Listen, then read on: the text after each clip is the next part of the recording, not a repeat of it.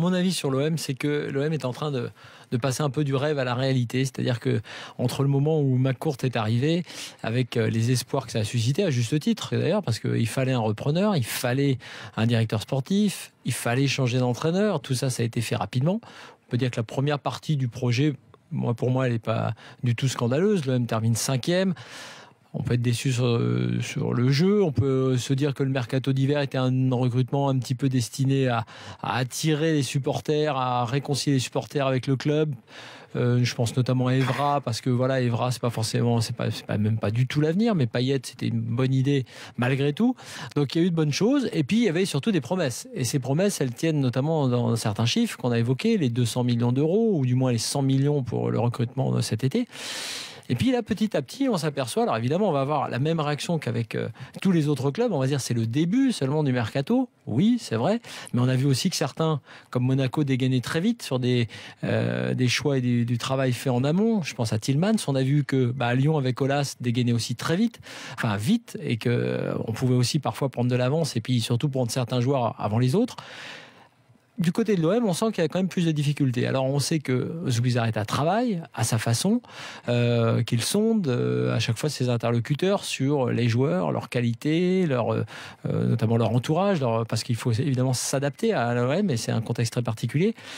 Mais en gros, ce que les supporters ont craint, et ce qui avait un peu agacé Jacques-Henri Hérault quand il avait parlé de la tisane qu'il conseillait à certains journalistes également, je donne plutôt raison aux supporters qui se sont montrés un peu impatients, aux supporters qui se sont pas précipités sur la fameuse période d'abonnement réduite et qui a finalement pas si bien marché, ce qui fait qu'on a augmenté cette période de quelques jours parce qu'il n'y avait pas assez d'abonnements. Parce que tout simplement, ce qu'on entend et les messages qu'on peut entendre, même qui viennent de la direction de l'OM, et même, j'en reparlerai du recrutement de Luis Gustavo, montre que ça va être plus compliqué que ce qu'on avait dit. C'est-à-dire qu'on s'attendait à un recrutement un peu bling-bling, on s'est dit il y a des moyens, ça va quand même changer. On a vu des noms, une pelletée de noms en début d'été sortir, je me souviens, Koscielny, Giroud, j'en passe et des meilleurs. Et puis au final, on s'aperçoit que Luis Gustavo a signé, d'accord. Ok, c'est un bon joueur, mais c'est pas un perdreau de l'année non plus. On connaît ses qualités, on connaît aussi ses défauts mentaux notamment, puisqu'on sait que c'est pas mal, mais c'est pas, ça te fait pas tomber de l'armoire. Tu vas pas aller prendre ton abonnement à l'OM pour l'instant en disant tiens super, il y a Luis Gustavo. Mais c'est sérieux. C'est une bonne recrue, voilà, 8 millions d'euros, très bien. Et puis derrière, on apprend. Et c'est assez intéressant que l'enveloppe de 100 millions, elle serait peut-être plus tout à fait de 100 millions, mais elle serait peut-être plutôt de 60, et que donc à ce titre, le fameux attaquant qu'on cherche pour compléter l'attaque avec Valère Germain, qui aurait pu être Olivier Giroud, puisque c'était un des noms annoncés, Giroud, non, tu peux pas te l'offrir. Parce qu'en fait, dans cette enveloppe-là, il y aurait que 20 millions qui seraient alloués au recrutement de l'attaquant. Et je me souviens qu'en mars, c'est pas si vieux que ça, on s'était dit non seulement il y a une belle enveloppe pour l'été, mais les 60 millions d'euros, ils pourraient être mis sur un seul joueur. Ouais. C'est-à-dire qu'on disait, tiens, on pourrait faire un gros coup à 60 millions parce que maintenant, on en aura les moyens. Et évidemment, ça donnait l'idée quand même d'un recrutement un petit peu magique.